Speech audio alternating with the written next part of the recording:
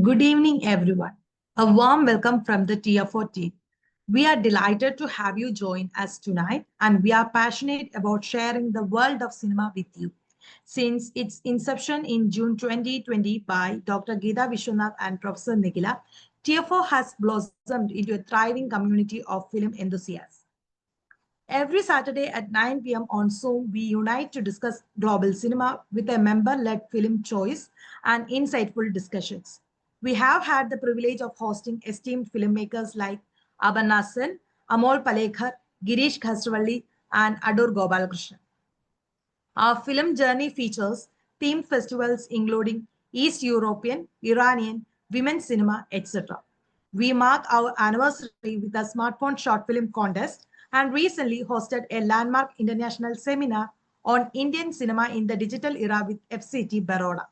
We are so excited to continue this cinematic journey together.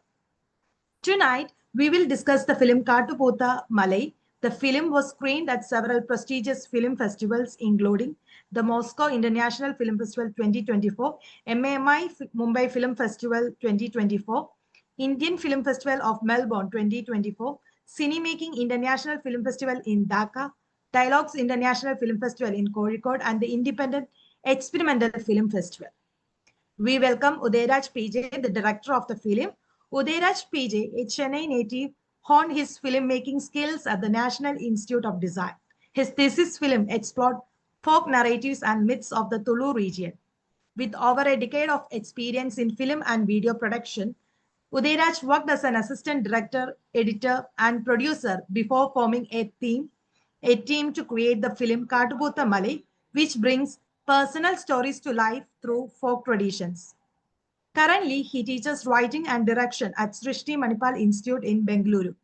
On behalf of Talking Films Online, we heartily welcome you and thank you for taking time off your busy schedule. Leading the discussion is by Basav Biradar. Basav Biradar is a multifaceted creative professional, a writer, filmmaker, and a film educator. His work has been featured in prominent publications like The Caravan, Outlook India, and Film Companion. As a film critic and researcher, Basav has curated retrospectives and led discussions on acclaimed filmmakers like Girish Khasravalli and Adur Gopalakrishnan. His non-fiction films have screened widely in India. Currently, he teaches at Srishti Manipal Institute in Bengaluru. We look forward to a thought-provoking section tonight with so many notable figures with us. Let me hand over the section, starting with our lead discussant. Hi, thank you, Krishna Priya. Just one small correction. TFO has been in the inception of TFO is June 2020, not 25. So it's been 5 years. Yeah.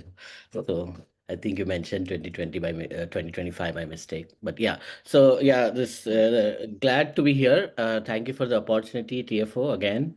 To present this wonderful film of my friend and colleague Udayraj. I have a small present. I thought presentation is better than looking at my face when I talk. So that's the incentive of having this presentation for you all. So I just, I mean, it's not much. Let me see how. Yeah. So the agenda is quite simple. I'm going to just, propose two frameworks to think about the film in the larger world of cinema, not just as one singular film text, but rather what different connections it makes to larger world of cinema. And yeah, and the second, probably I will touch a little bit on the, I'll do briefly touch on the film text itself and analysis of it without sort of because I'm sure all of you also have your own readings and which will open up because we have the editor, the cinematographer, and the director of the film also. So I'm hoping there'll be more time for all Q&A possible. Yeah, so I'm just using the Barry Curtis quote, which I felt the professor of in Royal College of Art, who has a lot of literature, a lot of his scholarship is on house and cinema. So yeah, one of his quote I thought fits the film quite well. All houses are haunted by memories, by the history of their sites, and by their owners' fantasies and projections, or by significance they acquire for agents or strangers. Um, so I propose two frameworks. One, the thematic framework, I think, which is sort of quite familiar to all of us as Indian film viewers, or most of us here. The thematic, the trope of the ancestral house, which has been in both in mainstream cinema and in offbeat or art cinema, whatever you want to call that. The ancestral house has sort of been a significant or much repeated trope, let's say. Some of the films I'm alluding to here are purely from my own taste, which is Satyajit Ray's Jal Sagar in 1958, Adur Gopal Krishnan's Eli Patayam, Girish Kasavali's Thai Saiba. A much more recent would be Manjari Kuru of Anjali Menon's debut film. Of course, the very famous Mahesh Alkunchwar's play Vada Chirebandi, which has been televised, possibly filmed also in Marathi, which became a very seminal text for the cultural studies in India. And then Miyar Mane, which is a documentary. So I just brought in different kind of text here, a documentary, a play, and films also. Um, Miyar Mane is a documentary by Ramchandra P, and which is also set in Udupi. It's set to the breaking down of an ancestral house or dismantling of an ancestral house. So yeah, so that's so all of these films, as you might be familiar, at least with the more popular ones like Satyajit Ray's film and Adur's film, that all of them engaged with the tensions which came with the feudal house, right? So either it was familial tension, inheritance and fraternal disputes, etc. But some of the critical discourses can be categorized as the tension between modernity, which was oncoming in India in the early 20th century, pitted against the traditions, right, or cultural traditions of the feudal house itself. Same, I mean, most of these films also deal with sort of a decline of feudal film family, commenting on the sort of the fall of aristocracy and of course modernity as well contributing to this. So this idea of feudal house culturally has contributed or shaped uh, post-colonial India quite a bit, although there's a decline in the feudal household in the material perspective, in the material aspect of it. Um, Also, these films dealt with the idea of urban migration, how the urban migration led to the sort of the decline or uh, breaking of the feudal household and the feudal family, especially a play like Vada Chirebandi, which is multi-generational story of people leaving the house and settling in urban cities, and hence the house falling to disuse and then abandonment, etc., etc. So a lot of these narratives deal with these kind of tension. Of course, this also led to the breaking of the joint families into multiple nuclear families. So this the thematic thrust is also the premise of Katu Pootha Malay, Uday's film, and it's interesting that it is also, while it is also engaging in the same theme, it's also a departure in what it is trying to say about it or how it is engaging with it. Um, uh, uh, like for example in the earlier films we have a sort of the house being seen as a material manifestation of the social political forces, and and it has contributed to the narrative, the repeated narrative of what one could call the cherry orchard of India, right? Because the famous Chekhov's play, basically the breakdown, right? So the tragedy inherent in the reflected in the breakdown of the family due to the breakdown of the material house itself. So that's one way I think this film also is an addition to this huge body of work which we have in Indian cinema about the ancestral house. Yeah, that trope. That's the thematic. I also thought one very good way to, of course, think about this film is to think about the role of objects in cinema, right? So if we ask the question, what do films and cinema teach us about objects, or by how they manipulate the objects to shift the agency to the object, which is an inanimate material is something, if we ask that question and look at this film with through that question, then we have a lot to read, is what I felt.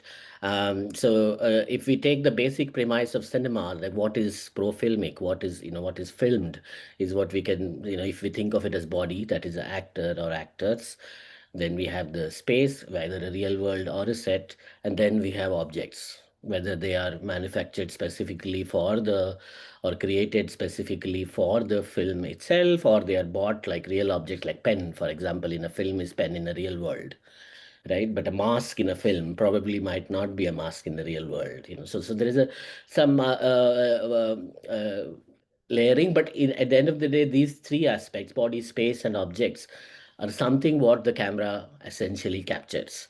That's the basic premise of the camera, right?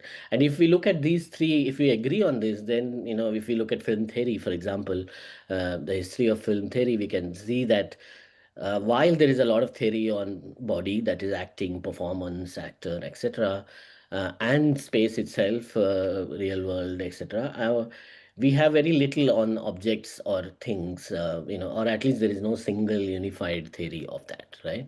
But there are, of course, snippets of it which you can find in different theoretical propositions, starting from Andre Bazin, who sort of differentiated theater and film by saying that in cinema, the drama goes from the decor, which is the objects or the inanimate world, to the man, whereas in theater the drama proceeds from the actor. So this reversal of dramatic flow, I think, is a very interesting theoretical proposition to think of in cinema, and how we can see it differently.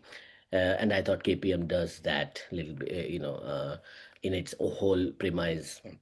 Of course, Baza also proposes that the power of cinema is the photographic realism, right? That is that the camera makes it possible to um, to construct different meanings of objects, and also sort of bring in the large object into your frame, like so for example, he's talking about a hill in his example, an army making an assault on a hill, or was it just a stand of a rope. So both can be in close up, both can be brought in, so sort of so the possibilities of camera kind of Bazan's proposition was that the possibilities of camera essentially puts the whole natural world at the disposal of the director. And again, that's an interesting way to think of KPM through, right? A little bit more on this, because I wanted to say that there's other aspect of thing theory, for example, coming from the Heidegger's ideas. When the thing thinks, is the drama happens, is sort of the explanation or the proposition in this theory, right? So that, which essentially is based on the idea that the object can lend to plenitude of meaning, right? It can be, at one point it's a chair, but at other point, for example, in this film, it's a memory of the grandfather or the owner of the house sitting on the chair for his afternoon siesta, whatever, right? Similarly, the fan being a holder of secrets versus, say, just being a fan, like its material versus value versus the cinematic value, is what we mean in thing theory of things. And I think that applies quite a bit to the whole film, if we think of all these objects as um, having an emotion, habits, temperaments, memories, like Gene Epstein proposed that the cinema makes animation of inanimate object possible, right? So this very anthropomorphic attitude, of course, it might not apply to all the films, but in this film, definitely the whole premise rests on the idea of this anthropomorphic idea that the house can speak to us like a human being, and trees can hold memories like human beings, or a chair can hold memories like a human being, so these which are very much centered around this anthropomorphic equivalence, right? Yeah, so this is certainly, I think that if we think of this film with the perspective of objects in cinema and how it sort of plays with that idea, it's a very interesting formal work which should be watched more. Yeah. So just about the a little bit of the my own reading of the film. Um, I feel like, or rather, I propose that the film is a very modernist text that resists critical attempts to summon up the um, metaphorical or psychological dimensions that we traditionally use in, say, mise-en-scène criticism, for example, to make meaning, right? Here, the architecture of the house and the architecture of the objects and materiality of them is remolded and evoked in very, very interesting ways through the writing itself.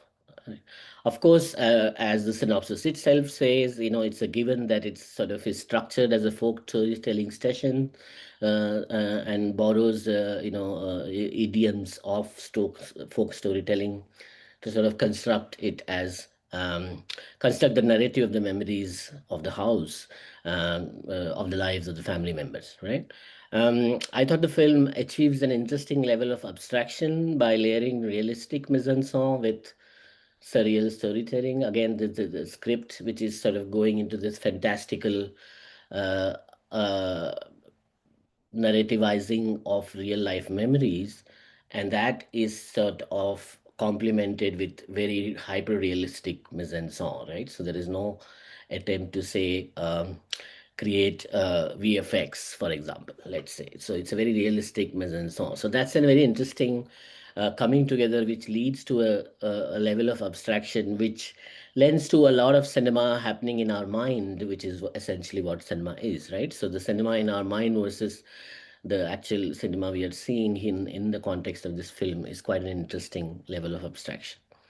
Um I thought the sound also, mostly talking about the non-diegetic sound, that is the sound which is composed specifically as a score or a design, and not coming from the world of the film itself, is mostly used to establish, like, for example, it begins with the drumming of the town crier, sort of, which was used to in folk storytelling to congregate people for a storytelling session, right?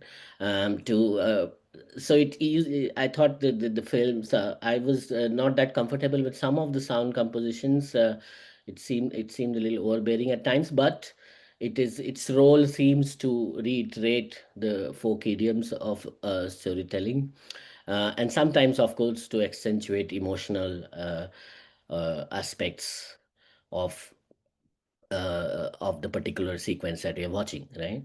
One interesting aspect of this film, I think, is the editing, because it's sort of it has a it is a it resists the temptation to play into the hands of the fantastical nature of the narration script, and sort of stays within this real world of the house itself, and the restrained style with its pace and rhythm, I thought, really works for us to visualize the film in our head, and achieve that level of abstraction that I was talking about. Um, yeah, so what another interesting aspect is, of course, that the metaphors of this film are all coming from within the world of the film.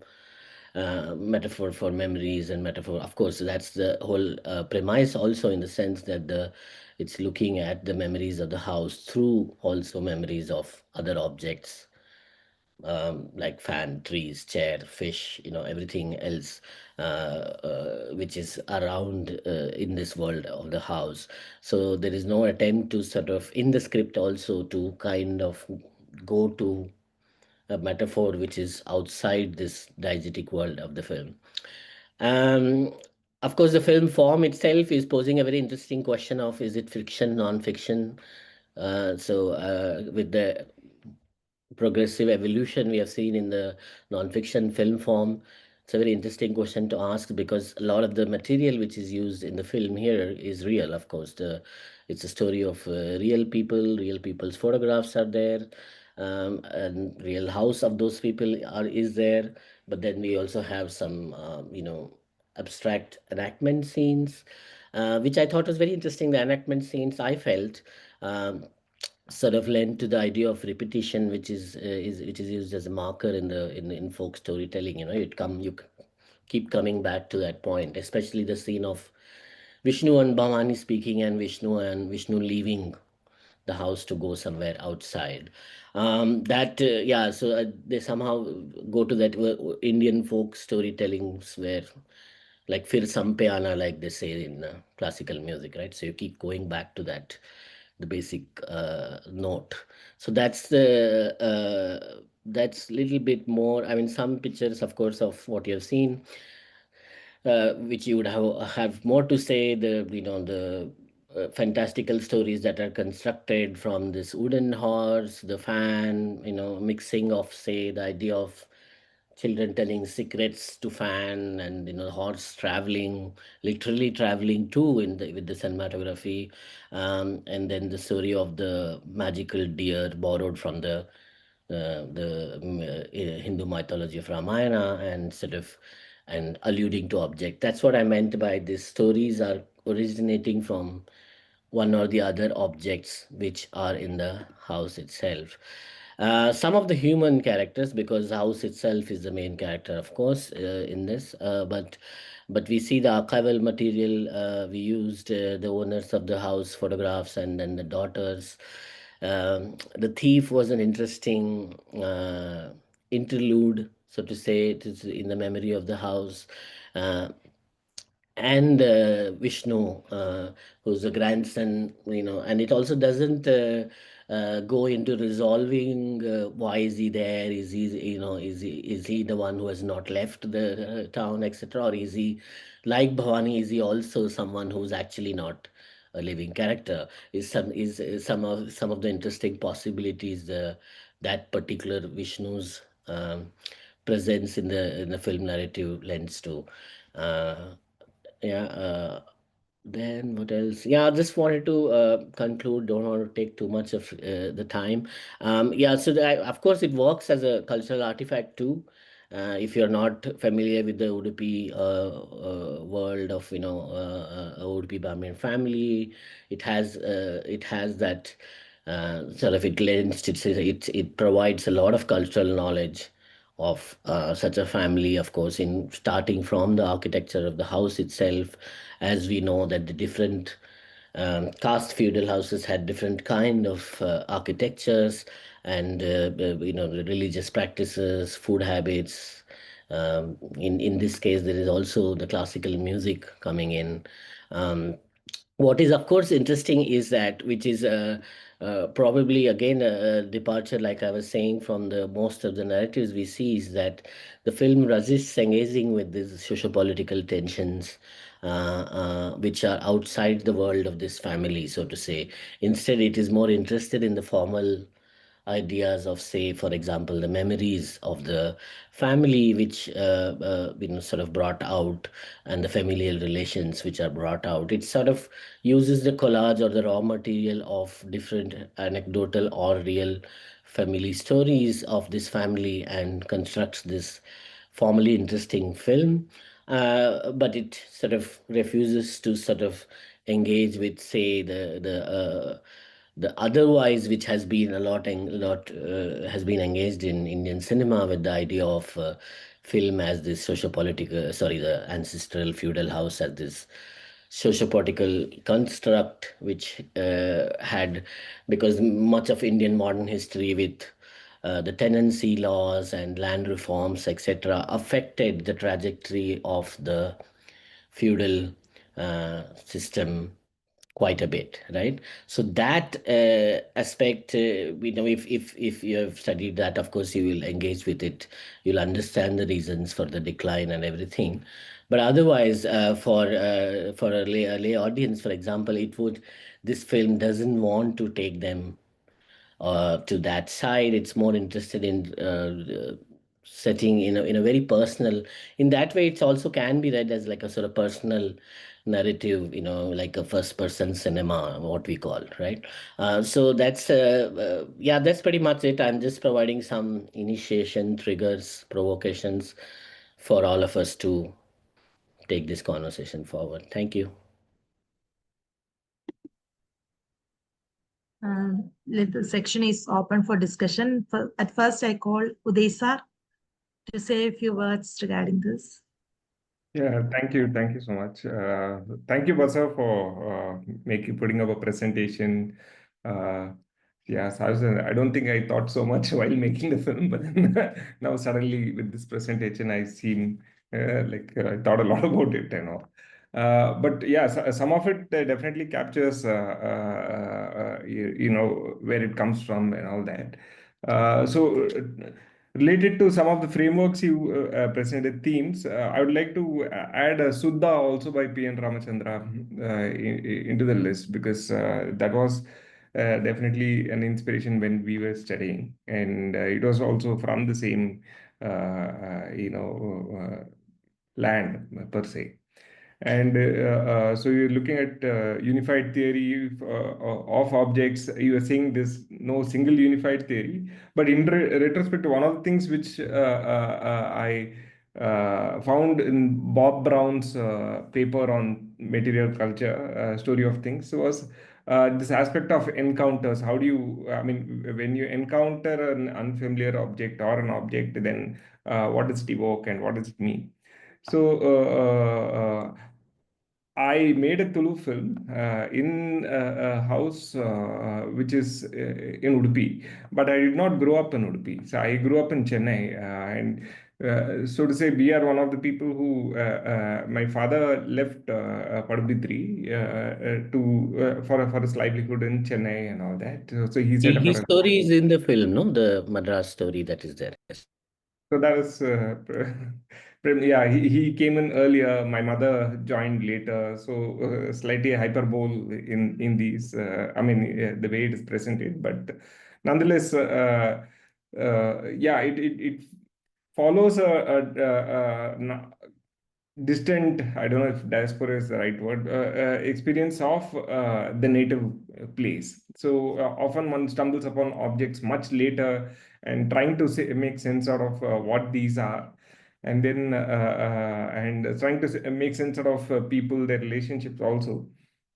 And I think so that way some of it is known. Why it fluctuates between fiction to non-fiction is because we know some of the stories. There are versions of some of the stories as we hear it from others, and some of the stories are you know, imagined. So and when we try to imagine it, we took the you know, folk format. So with respect to all the departments, this was one of the cues we took from oral tradition that I mean, whatever is available, you retell the story, right? And now there's a film. So in your poster, I don't want you to, you know, make a poster to represent the film. I want you to retell the story in your poster. And likewise in the music, can you retell it in music? So that way, people could bring in their ideas. For instance, Bindu, she took ideas from, when she did the music, she took ideas from you know, popular mythology television. Yeah, so that became her inspiration for some of the thing. Yeah, but the biggest difficulty, because we didn't think of this film as a one cohesive film. There's a lot of subplots, and that we would show objects and show and tell kind of approach. So then there was a you know, a lot of back and forth in edit. I think we can talk to Ujjwal about it. Yeah. So yeah. About the lack of VFX is also because there's one or two places where we could have definitely used. So in fact, I intentionally erased my hands in the Bhavani sequence. Then I thought that I mean, somehow it sat well. It looked like puppetry, and there is a make believe, and you know, we do look at puppetry and then you know, subscribe to the disbelief and suspend it. So that was the take there. And the Bhavani's character also, I mean, one, we worked like a non-fiction crew with very less actors, and the house being the center of the film. There was a show called Home Improvement. So there's a neighbor character who's never seen. Yeah, so you always listen to the character. So this was, I think, one of the influences there. And Yeah, I agree. It doesn't deal in depth or outside of the house's context socio-politically. But again, there are lores of how Anantara Rao he was involved with Congress, or he took somebody out on bail when they went to jail and all that. So that is the lores that we hear. And then the language of the film, though the story, the house is about a Brahmin household, the language of the film is not Brahmin Tulu.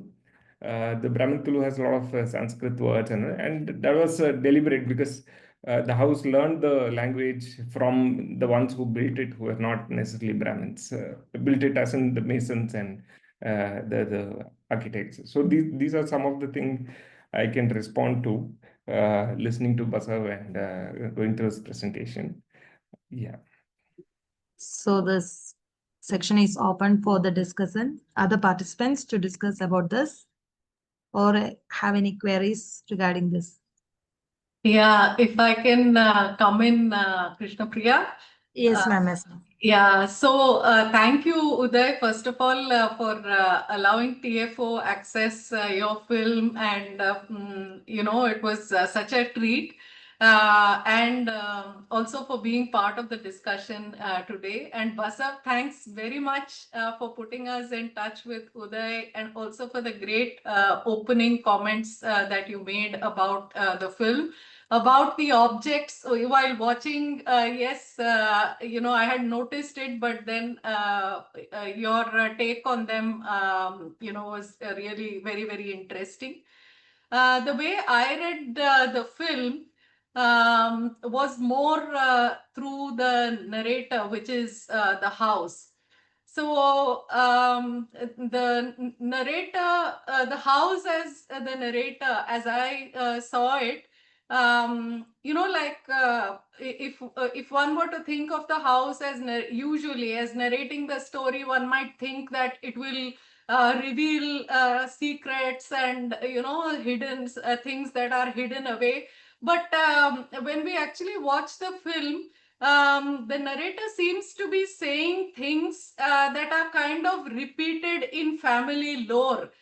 For instance, that the second daughter carried the child, throughout, or the third daughter was a good cook. I mean, so these are family lore constructs that are made about different people in the family. So I felt that the narrator here, the house as the narrator, can only, virtually like AI, can only repeat what other people have said. It does not seem to have any greater intelligence, more than to concoct or to kind of analyze deeply. So its narration and what is presented about the house is somewhat superficial.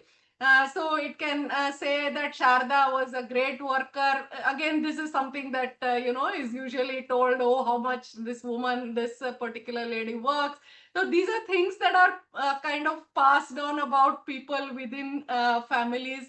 So I thought the narrator, that is the role of this narrator, just to kind of give us sense. And the photographs too, they don't go beyond, okay, this one married this one, okay, and what happened after that? Nothing more, because that's the limit of the narrator's knowledge. So the house as a narrator only knows this much. And it also came to me very curiously with the grandson. So in the beginning, he says, look, the grandson is coming, and then the repetition of the mantras now and then. I mean, the narrator, the house as narrator can't make out why that is being said, which is what is being told to us as well. I mean, these repetitions don't see, I mean, the house as narrator can't make much sense of them. So that is how I saw the full film, like thinking about it now. And what has often been called the folk, adding folk. I mean, I just think it's fabrication. It's just making up stuff. For instance, how the deer head came to be there. So it could be a story that is just narrated within the family, or the sweetening of the well water. So this is just lore that people might just talk about casually in the family, which the house seems to have picked up and is passing on.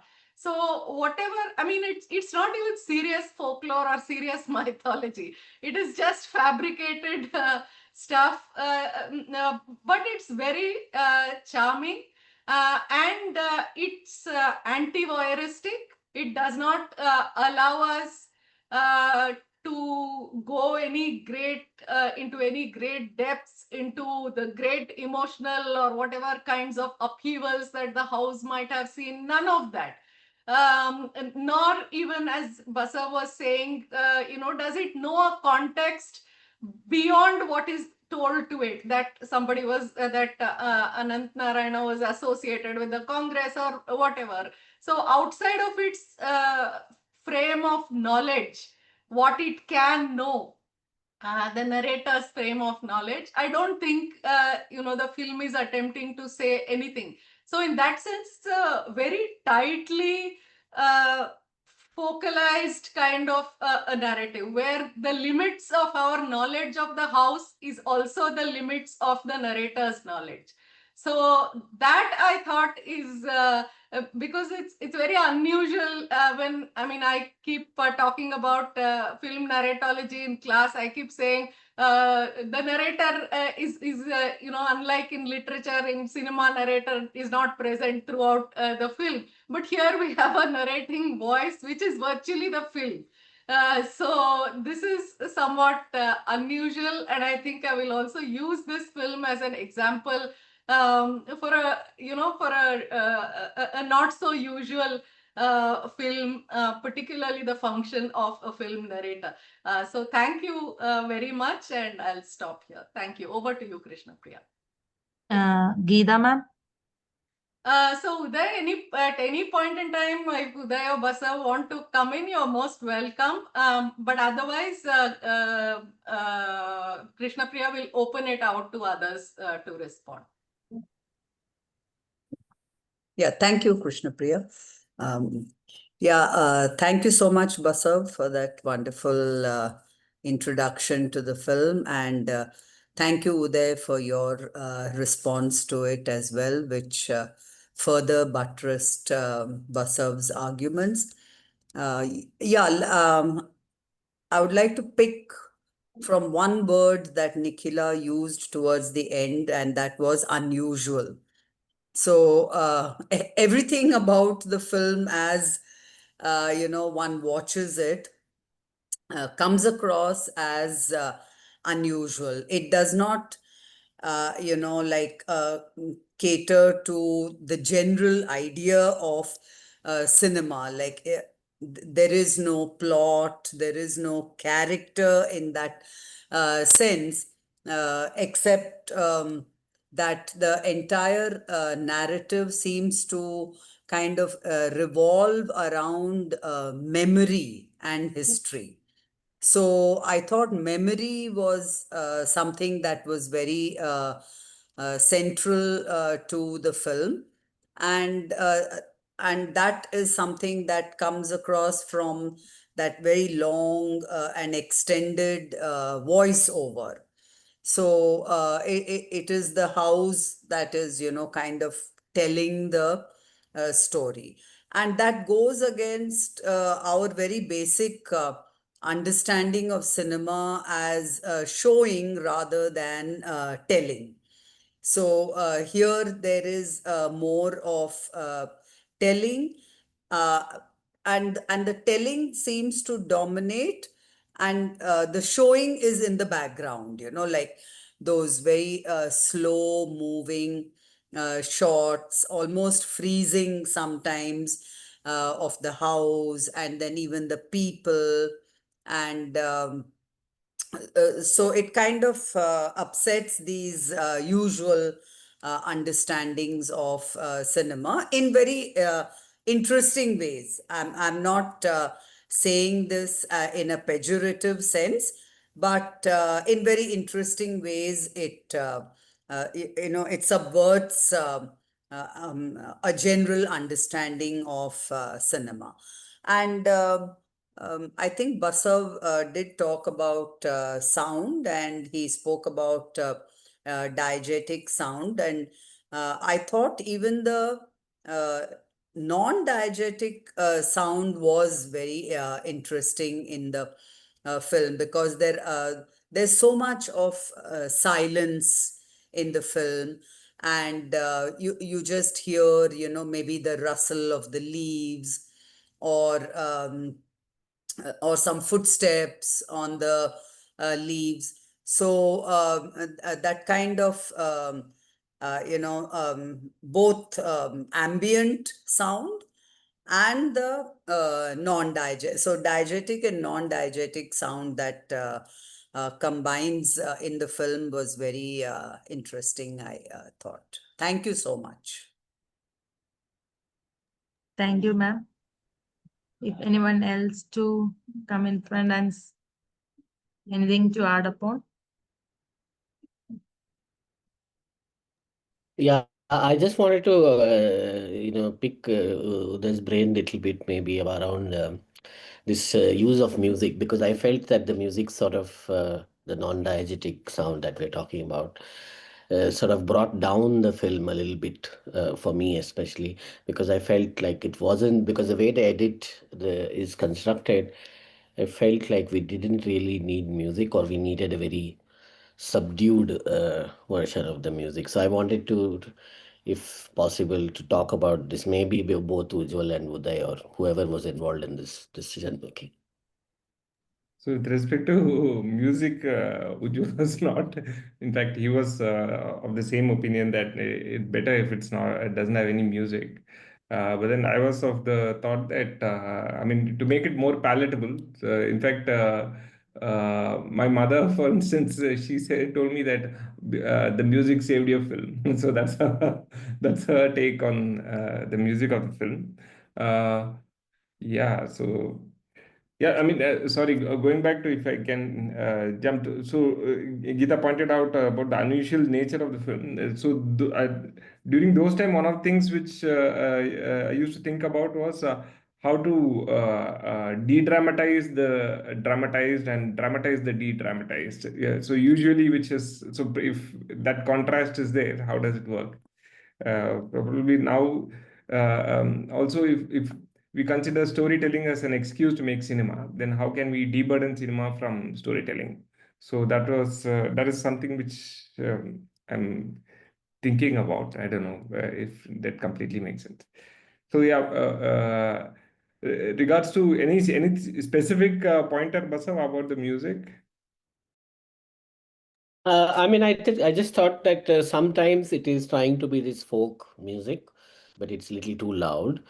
Secondly, when it, for example, wants to bring in a little more dramatic score, it is sort of using more contemporary instruments, and it is also very much like a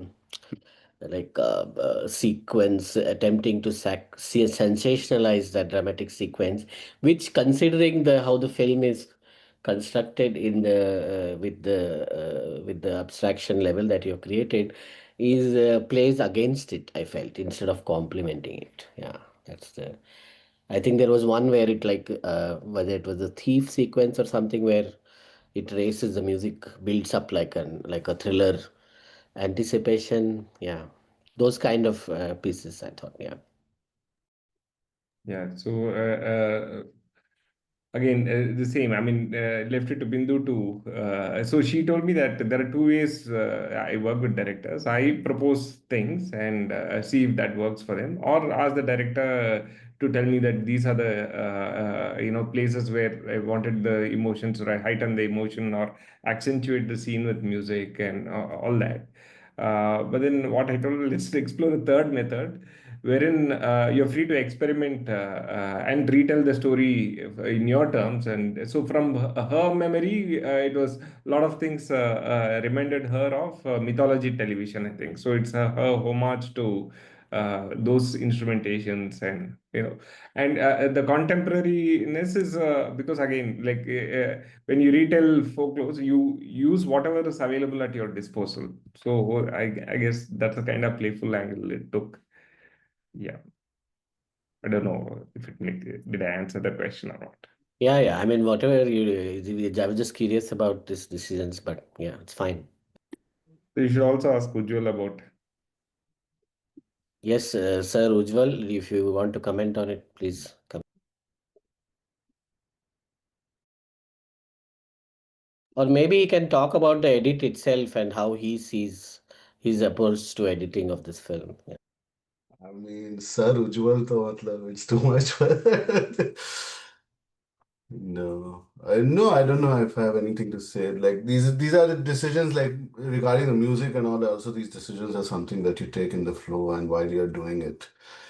There's a lot, but like when you start saying it is to make something more palatable, then it of course it sounds a bit like what the fuck.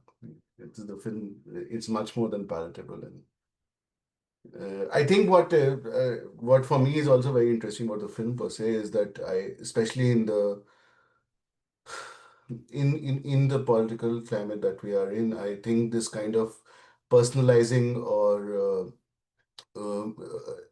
epics and myths and actually uh, giving it such a personal take and making it its own when these things are more and more being monolithized and there is in my opinion, the lack of space for this kind of I find this kind of exercise in the film where Uday also seems to have such good in such good he's so well he's in such good dialogue with these things. It is so much his own that it becomes his own, like the absurdity of it also, and how these narratives which are abstracting from the mythical, from the larger epics and all those things, and it actually becomes like these. So it provides, for me, it was very interesting that it provides us imagination of a different way of looking at these epics rather than looking at it like this, but rather making it one's own. I don't know, Matlab, Uday, do you have thoughts about that? Yeah, I mean, like you said, there are several versions, and so I mean, when it comes to several versions of Ramayana and several versions of Mahabharata and all that. So yeah, this inspired by some of the objects we find and all that. Yeah, a lot of concept. Not to take it so lightly also. Matlab, it is also not so easy to be able to uh, make it one's own. And I think it is a very beautiful exercise like that where it is not to disown or disclaim the epic, but it is also not to stick to its mother. Nowadays, there's a lot of conversation about its true essence. No, I like the fact that in this particular film it breaks these kind of thing, and sometimes in its absurdity, I find it very beautiful. Like even how the Lakshman Rekha is drawn, or the thief sequence happens, or even how the coconut trees are talking to each other and weeping or something like that. When I mean, I find that this kind of intertwining of the epics, uh, your take of that with your family sort of history. I mean the houses actually. Sorry, uh, you are just the medium for the house, but whatever. Yeah. Yeah, I think the materiality of the epic completely changes in this film, which is very interesting, sort of how it depicts the Ramayana story of Sita, Lakshman, and Rama with the Lakshman Rekha story, that particular sequence completely by taking this very realistic visualization of that, realistic yet very absurd, like or slash abstract, like Ujjwal mentioned, is really a very interesting take on how you can probably film the whole Ramayana. I was thinking of that when that came, and instead of that's what I meant when I said that the temptation to not, I didn't mean VFX literally in the terms of using VFX. I meant like, the temptation to make these kind of sequences more dramatic with use of technology is what I meant, rather than saying use of VFX is literally. Yeah, and that the fact that it resists and stays in this real material world of the film itself, of the house itself, is, I thought, fantastic. Yeah, Krishna Priya, I think, yeah, or whoever, yeah. Thank you, sir. If anyone else need to say anything about film? May I? Yes, ma'am. Hi. One thing I really loved was how the camera allowed objects to breathe in. Like holding on the textures and details before cutting away. Almost like it's as if giving them time to tell their own stories. While I was watching, I kept on thinking about my own home, the memories that could have been like stored in those walls. So what I basically want to pose is, do you guys believe every house has a film inside it, or like waiting for someone to listen in, or like to produce it out, just like how you guys did? I mean, it's really a masterpiece, I would say. It's like I've been studying film studies, Abhi, and what I felt was like it was so in with perceptions, perspectives that I kept in drawing in. So yeah. Do you guys think there could be like stories in every houses, every walls, or like every objects we pass by, or like that resides in? So yeah. I think this is a good segue to bring in Prahlad, who's the cinematographer of the film, to talk about the camera work. I didn't talk much in my presentation about it. Before, of course, the response to Mansi's thing of the stories of every house. But Prahlad, do you want to sort of talk a little bit about your approach to the how you have shot, how the sorry, how the cinematography was conceived and executed or constructed? Yeah, I mean, yeah, Uday kept, I mean, I will say that in a practical sense, when both of us were there, Uday kept telling stories while the shoot was going on. So, I mean, we would go to a space and then Uday would tell some stories that happened there or what he assumed that was happening there. So, based on that, we used to take some shots over there in that space. So that's how all these, like what she was mentioning, as textures and so those kind of things came into the thing because of that, because we spent some enough amount of time in each of the rooms. So uh, yeah, and yeah, it became a part of the story because the edit that both of them came up with, Uday and Ujjwal. So yeah. Yeah, Ujjwal, if you want to add something, please go ahead. What I would say is that another remarkable thing I think about the cinematography and also this kind of effects and is I feel that the means of production of the film itself has shaped the film so much. The fact that we could not afford a lot of things, the fact that it had to be jugadoed a lot, like even to get that one drone shot, for instance, was like thankfully one of our friends had a drone shot and all. But apart from that, I think the film actually benefits from the fact that it doesn't have these resources to pull off.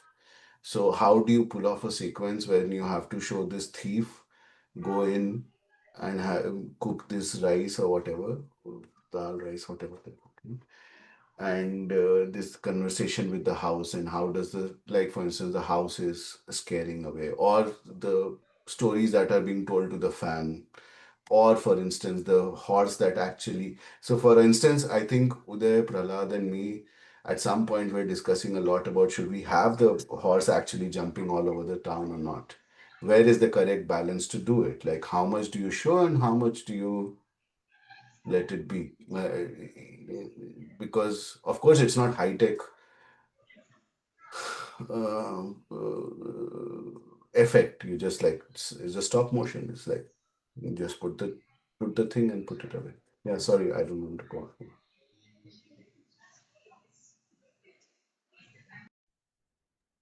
Thank you, sir.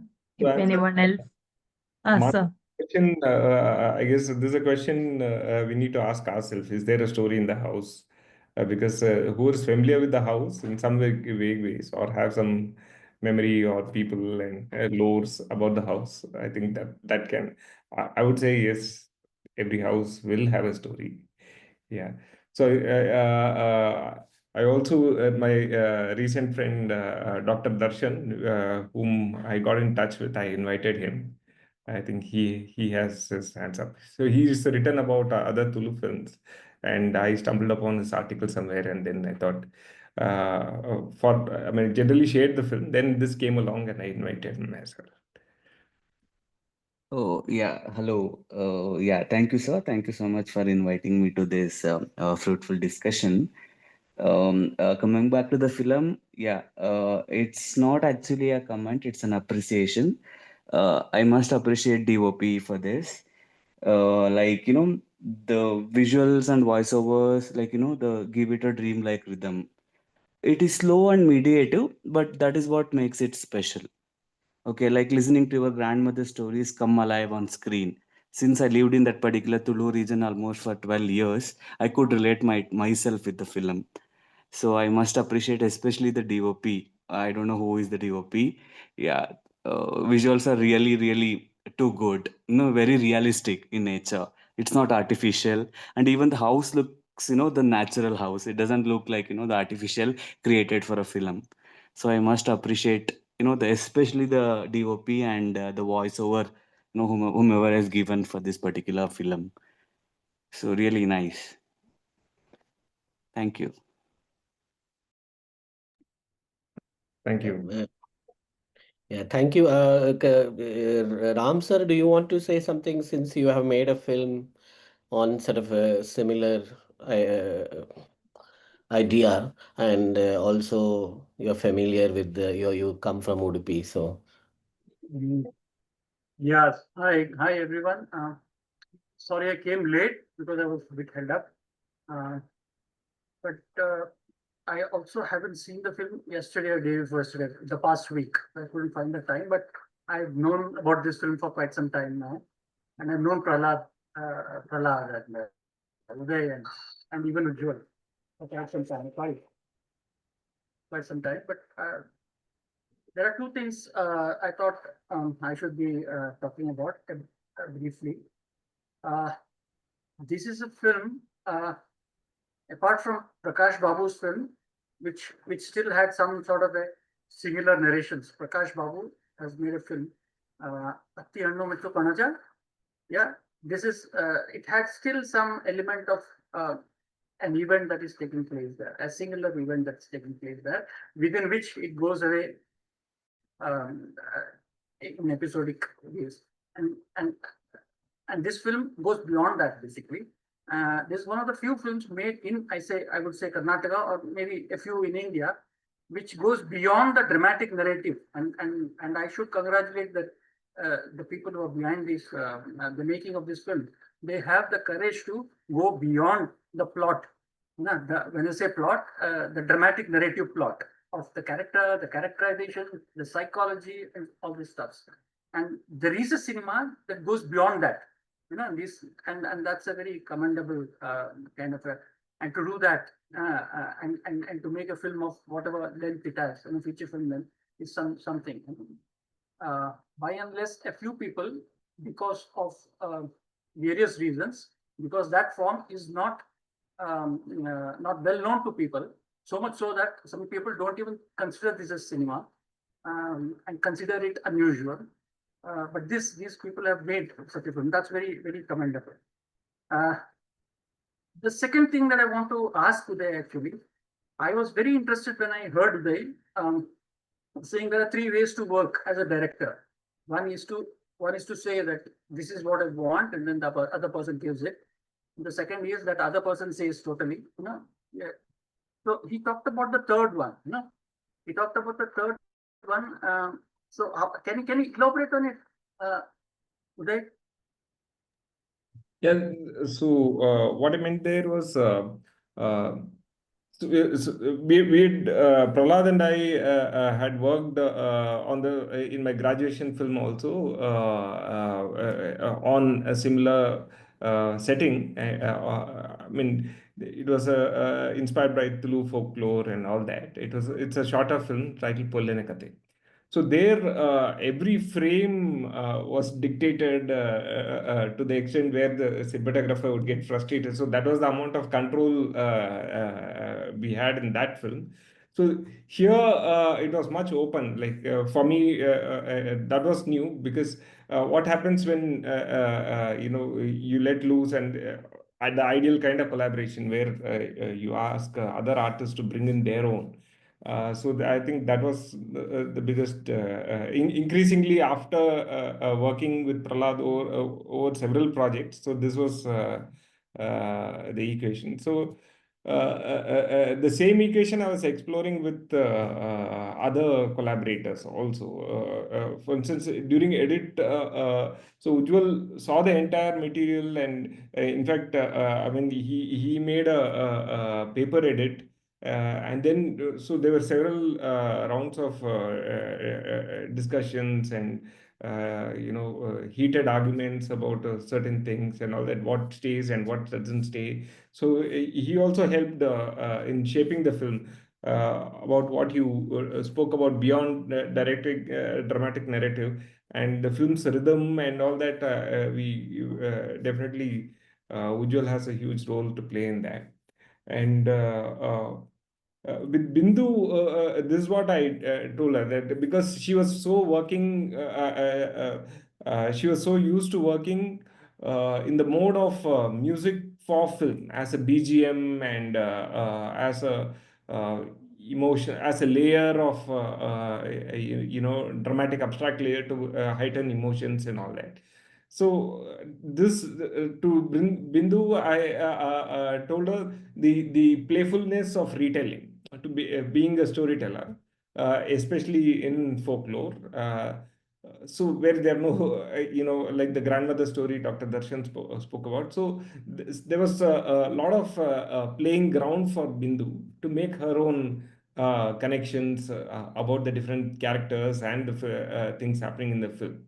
So which she, I mean, I wish, I wish she was there in the call also, because she connected certain characters with certain instruments, and then she rendered the music in those using those instruments, and she was very playful about it. And the entire playfulness of the children's sequence. So there's also Sridhar Varadarajan. So Bindu and Sridhar Varadarajan, they have done the music with it. So he played around with the tracks, and he played around with the diegetic sounds, and then he came up with that particular remix kind of very playful track, which worked, I thought, in that.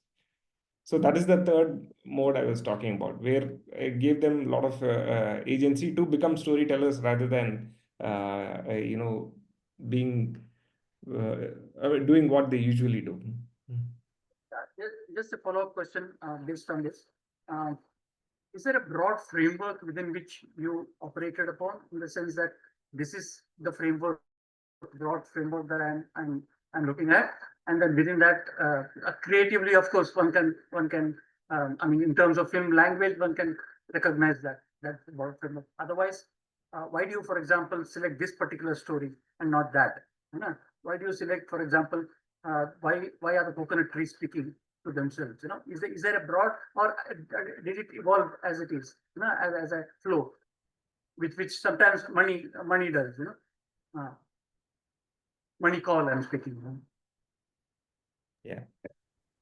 So the voiceover came later, so it didn't come before the film. So the voiceover is also a function of being able to function perform the edit, because Ujjwal doesn't know Tulu. So we had the entire footage with the voiceover telling what happened, and like how Prahlad spoke about. There are instances where I didn't know how long the shot should be. then I would tell the story and he would pan and then again pan back. So that was the mode in which we worked. The framework overall was the spirit of folklore, oral tradition, where you don't tell stories, you retell them. So that was the broad framework with which I worked with others in the this one. I don't know if that answers the question, Ram. More or less, yeah. And that's the language that you're speaking about. Yeah. Fine. Thank you. Thank you, sir. Sanjay, sir, do you have anything to add on?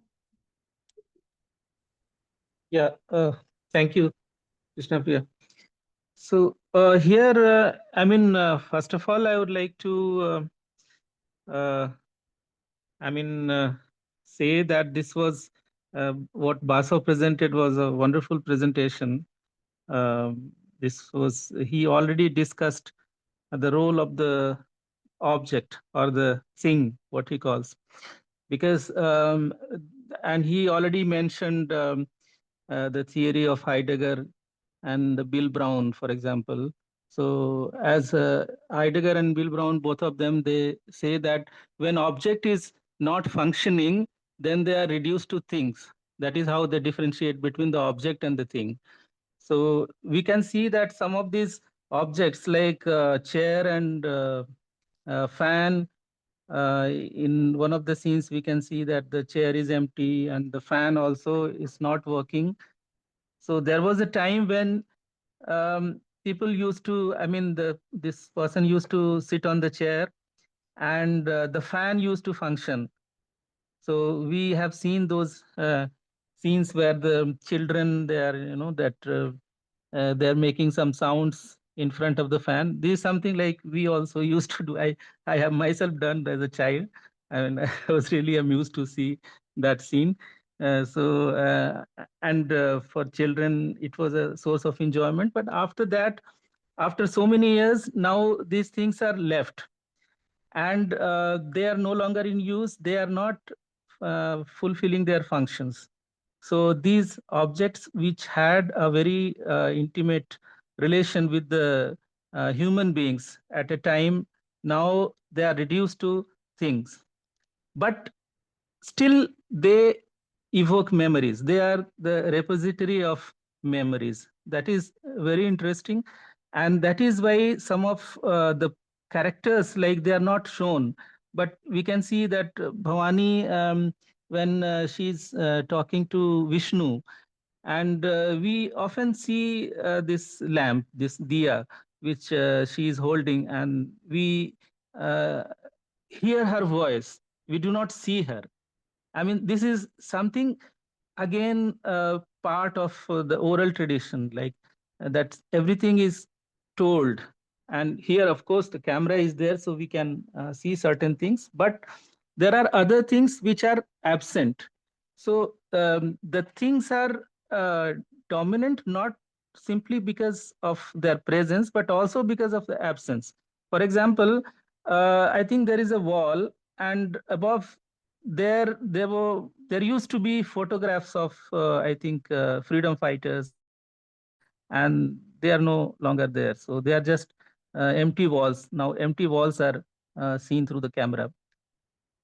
And that part was really brilliant, and very interestingly explained by Basav, and that I really appreciate. Other than that, I was thinking about the oral tradition, that how orality has been so much, it is there in the center of the uh, story. That first of all, the narrator, when he says that he is, there above, and he is descending to tell the story, and he is addressing us as he uses the second person. So the interlocutor is the spectator, or we can assume that there is someone in front of the locutor to whom he is telling the story. But another important point is about which is related to orality, is the repetition. But repetition with a difference. I will say not simply repetition, repetition with a difference. That is something which is a characteristic of the oral tradition before the print came into being. So what happens then, another person repeats the story, and it is always, given some kind of twist, some kind of certain elements which are deleted, certain elements which are added. So when Vishnu, he goes to offer his prayer, and when he comes back, this scene has been repeated. I don't know how many times, but every time there is a slight change in the dialogue. It's not exactly the same. So once he is going to some temple, once he is going to some other place, so it is repeated, that is true, but with a difference. What is called iterability, that is the term which Derrida used. So that is a fascinating aspect of orality which was projected in this film. And how legends or how the laws are made in our daily life. So coconut water becoming salty because of the tears which have been irrigating this tree, and traveling to Chennai, where Jayarama lives. So Jayarama drinks that coconut water, and that is salty, and then it reminds me of uh, the his wife and children in the village, and he brings them back to Chennai. So through that and through several other stories, this film projects beautifully the rural exodus, that how people in the village, they are leaving the village because of some better prospect elsewhere in the town or in the cities.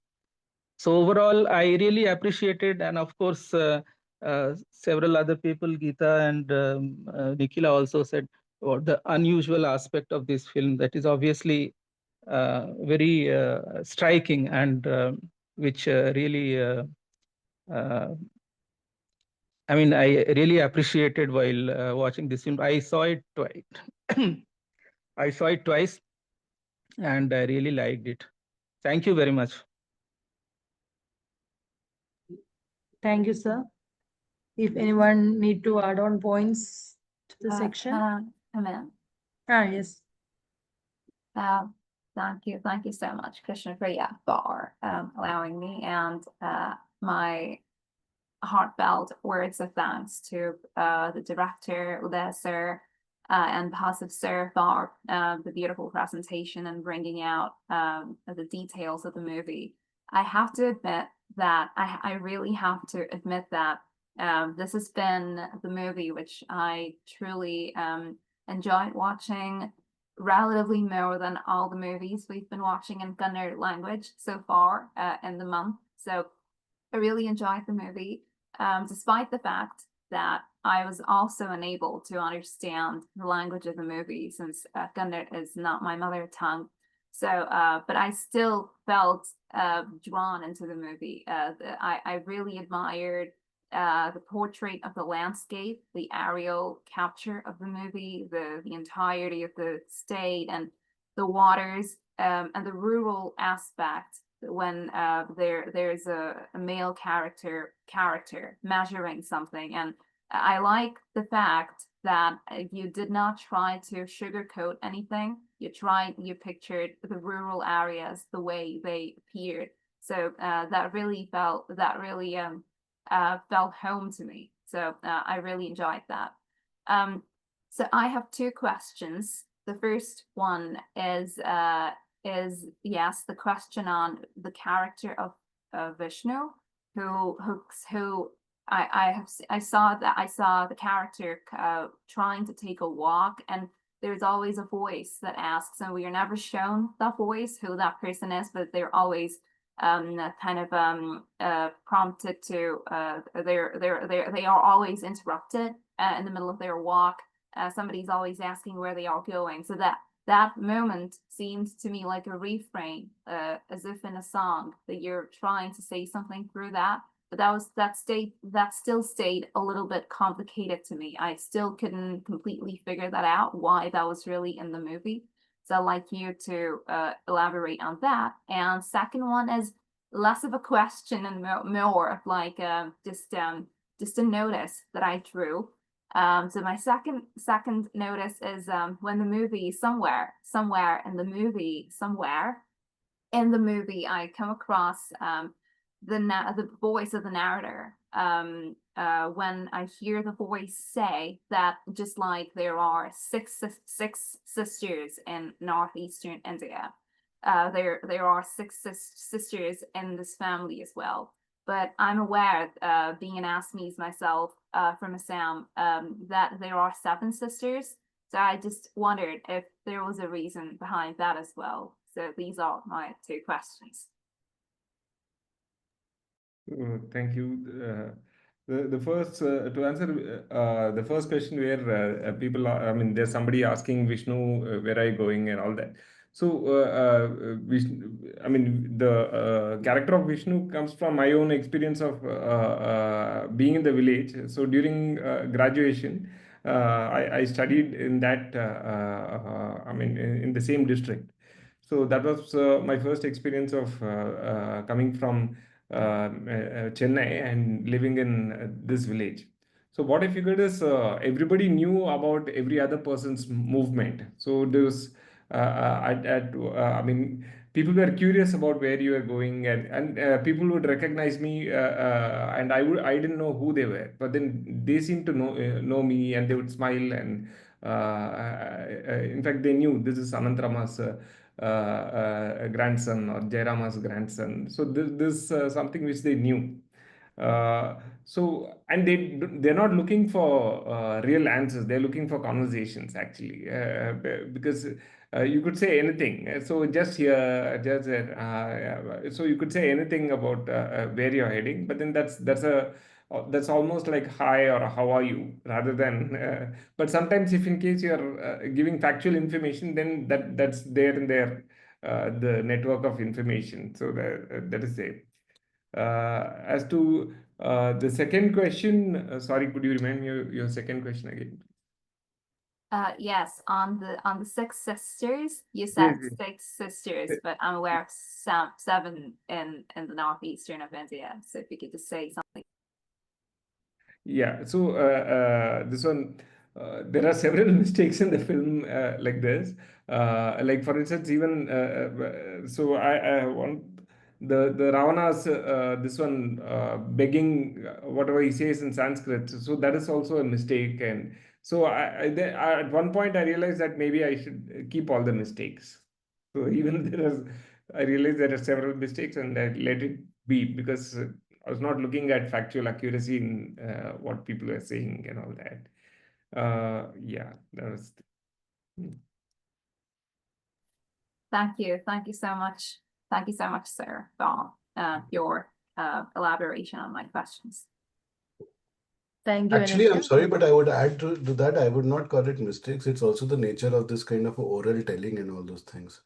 And one thing which was being discussed earlier also, I think, is this framework. And I think Uday is really interested in folk stories and folk tales. And even the shorter film that he mentioned in the talk earlier, I think it was a very interesting take on and construction on a folk tale, like literally creating a folk tale which has not existed, but he would make it sound like it has been there. It's like one of those folk tales that you have been told all the time. So much so he's so interested into this that Prahlad and I have discussed this, that he would be telling these stories while shooting and then while editing with me. And every time he would be telling us, he would be telling a different version of it. And that will, of course, screw with the whole process, because then you're like, what the. But he is really into like this oral form of telling, and in which some of these things would like remain. Matlab, it's not clear about the factuality of it, about the factuality of Indira Gandhi. I think that is not that relevant in that sense, but it is to say that in one of the tellings it was told like this. In another telling, it would probably be told like some other way. I don't know if that makes sense, but yeah. Thank you, sir. If anyone else to add on any points, or do you have any queries? To add to Sanjay Kumar sir's mention of he beautifully told us so many things about the oral tradition. So the reason why, I mean, this one thing I thought is worth adding. There's a Tulu scholar named K.L. Kundataya who's told me that the ritual performers, the soothsayers, they operate from a middle state. So neither what he called as Nadunile, a middle state.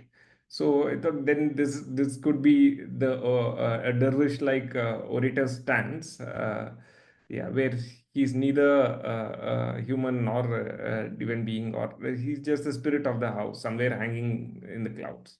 So that kind of justified a point of view of the drone shot also in that sense. Otherwise, because before this, there was a bowl film which I edited, and then they'd taken several drone shots. So it didn't make sense for the film. Then what is it? How do you then philosophically ground this particular way of shooting?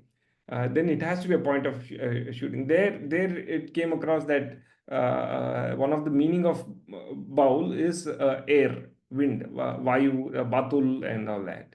So that way, then at least there was a connection. Then we could weave that narrative through that particular shot.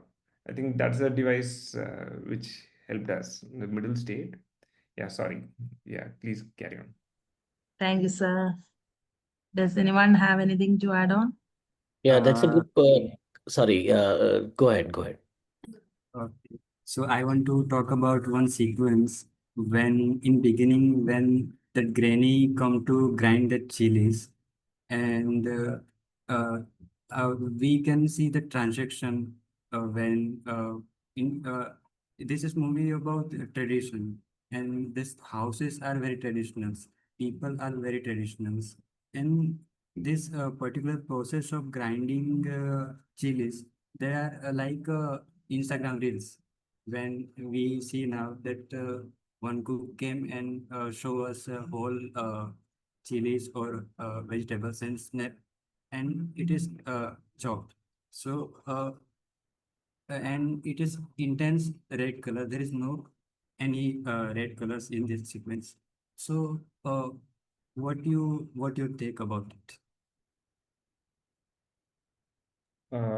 Your question is about the color, or is it about the transition?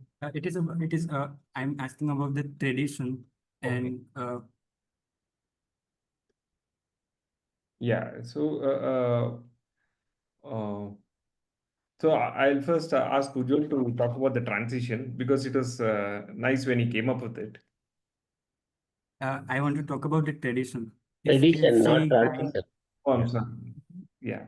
Tradition, yeah. I mean, so there are lores of the objects used in those sequence as well. There are folk stories about the Onake and the this and all that. Um with respect to tradition, what exactly would you like to know? uh, if I want to say that if granny grind that chilies traditionally, then uh, uh, she will do very we can see that process, but we cannot see that process. It is directly grinded. So nowadays we can see that in Instagrams and in reels. It is like, so it is to connect to, it is why you use it is connect to you youth, or it is helpful to story or what. No, there it's a point is to illustrate more than be accurate to the process and all that. And at once, yes, there was a tradition of using that for, especially for pickles. People use those powders and make a dry version of the powder. How it serves the story, because we are talking tangentially about Sharadama's ability to do the chore, but there it was more circumstantial. So to represent Sharadama, who's not there. Then we are showing somebody as Sharadama. There are two people who, in the same scene, there are two people who are using the that particular mortar and pestle. Yeah, so at that point in time, the chores that we are looking at, this was one of the chores which was naturally the person was doing. So we used it in our take. And I was understand through this transaction that it is a red color. So this transaction is quite of danger, or it is if we break tradition, it is dangerous for it is my perspective. Okay, sir.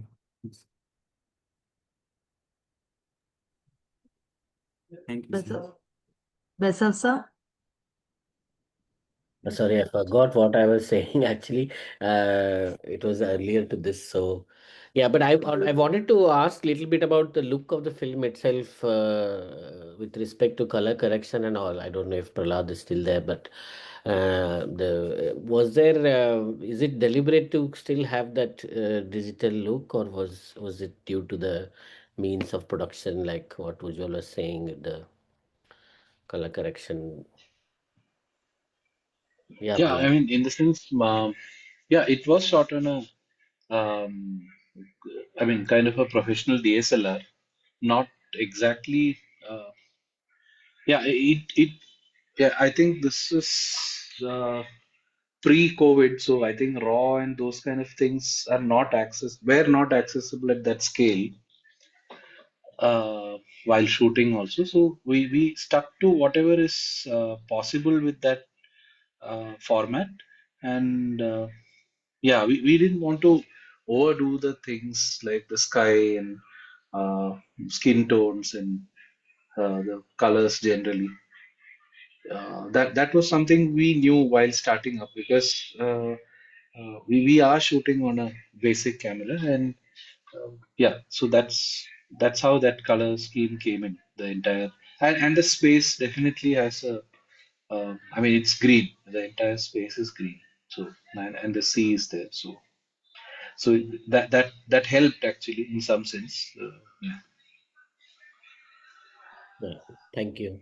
No, I think amongst us it was also this thing about owning up to it. Like we are shooting on this, we shot like this, and I don't think there was a need felt at least amongst us whenever we discussed within us that we need to make it look something else. We were not even trying to do that.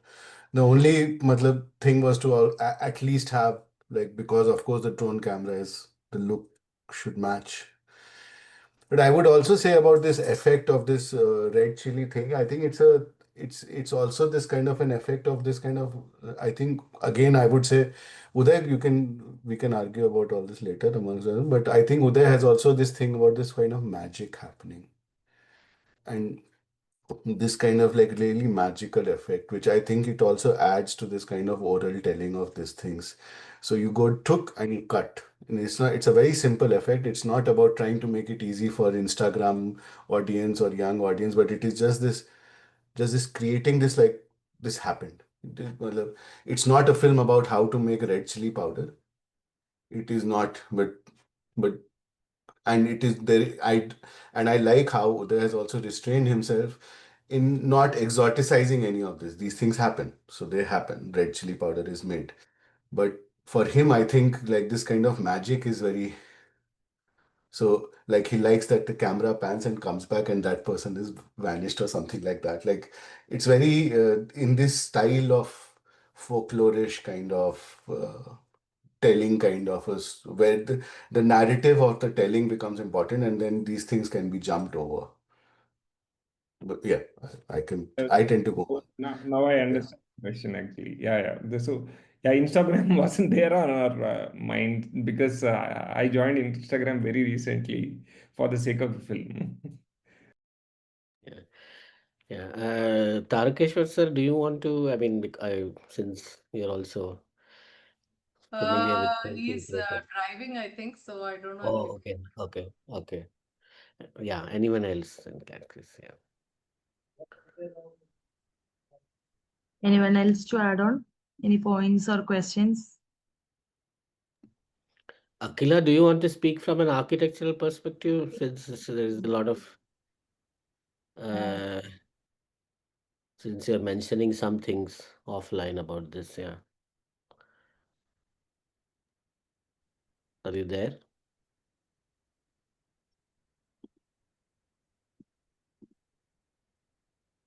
Okay. I'd like to mention that Prahlad is also trained Also, in architecture. yeah, I think because it's I felt the film has a lot to say. Like Akila was mentioning that it will be very interesting film for conservation architects to watch, kind of a thing.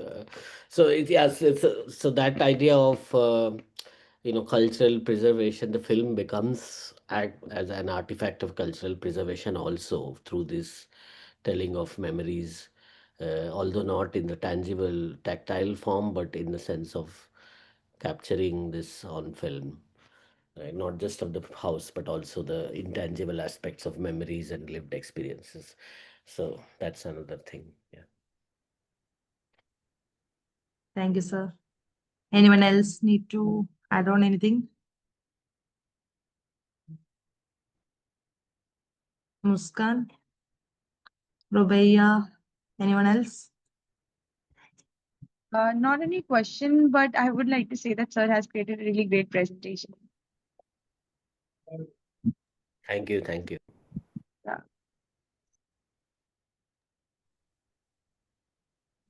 Surely, anyone else?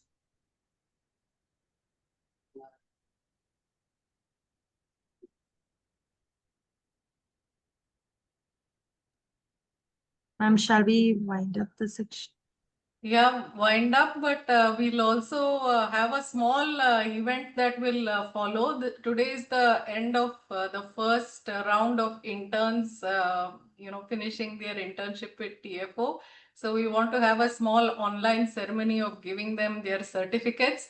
So if you will just spare a few minutes, Geeta will take over from here and just hand over the certificates and share our appreciation for to all the interns for holding up the back end of TFO. Geeta, over to you. Yeah. I need to share screen. Have you enabled it?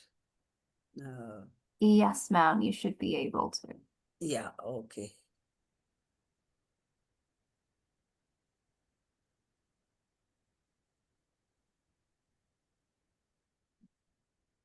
Yeah. Yeah, I just want to say that, it's a rather special day for us because it's the first time in 5 years that we introduced the system of having interns. Basically, because we thought that not enough young people were joining our sessions. So, with these young people coming in as interns, they have, spoken about TFO to their friends and managed to bring along some of them into the group. So, and apart from that, of course, they have done excellent support work. They have taken over from Nikhila and me all the back end work that was required for every Saturday event to take place. They have made posters and they have uploaded videos. They have anchored the show. They have written articles on our blog. So we are really grateful to them. And Krishna Priya, this is the certificate for you. Thank you, ma'am. Yeah. And this is for Muskan. Thank you so much, ma'am. For Rubaya. Thank you, ma'am. Shiuli. Thank you so much, ma'am. And Ananya. Thank you. Thank you so much, Anna. Yeah. Would any of you like to just say a word or two before we close today's session? the interns. Would you like to say something about your experience? Can I? Yeah, please. I actually want to continue this because I'm having a great time and something I would like to pursue, but my college is somewhere, the schedule is not allowing me to continue. So Okay. I really had a good time, and I'll try to join after my ensigns. I'll Okay. not try to join after my ensigns. Sure. Anyone Thank else? you. Ma'am, may I? Yeah. Just as Muskan said that we are in the same semester, so we have to discontinue it for now, but I'm sure that I will be rejoining it after a few months again. And it was really a great journey for me because in class I always used to say that I'm never going to make posters, and probably I have made the most posters in this TFO journey altogether. And when I came to know about TFO, it was all about a competition for me, but after I won the TFO competition, I think this is a bigger win for me to pursue this internship with TFO altogether, to work with you all. Thank you so much for this Thank you. opportunity.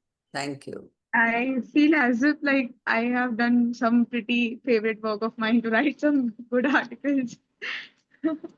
Thank you. Krishna Priya? It was such an I never expected to be a part of this such a great platform, but I got a chance and I'm so happy, and like I'm continuing this section, and like I'm not going back from this. So I'm so happy Okay. to continue this. Welcome. Thank you. Ananya? Yes, ma'am. I also share the joy with Krishna Priya and having to say, Okay. as opposed to Muskan and Shuli, that I Okay. am also really happy to be continuing. And yes, I've also had a golden chance of meeting so many directors from across the globe. And I've also had the privilege of watching movies in different Indian languages, which I hadn't done before. So I'm really thankful. Thank you. Rubaiya? Yes, ma'am. This platform has been a valuable learning experience for me. I have learned a lot, and I Okay. would like to continue this learning. Thank you. Nikhila, would you like to say something? Closing remarks? No, nothing much. Just hand it over to Krishna Priya for the Okay. vote of thanks to all those who have come today, our special guests. Krishna Priya, over to you. Yeah. Thank you, ma'am.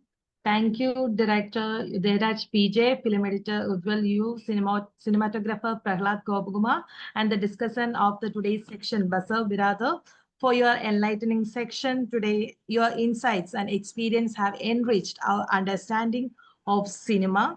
So we appreciate the thoughtful discussions and engaging questions from all other participants. A big thank you to everyone involved in making this section a success. So until next time, stay curious and keep exploring the world of cinema. Thank you.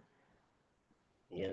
Thank Thank you, Uday, you. Prahlad, and Ujjwal for making time for this. Thank you so much. Yeah. And thank you, Nikhila and Gita. Thank you. Thank you Thank all very thank you much. all. Good night. Good night. Thank you. And bye bye. Night. Bye. Bye. Bye.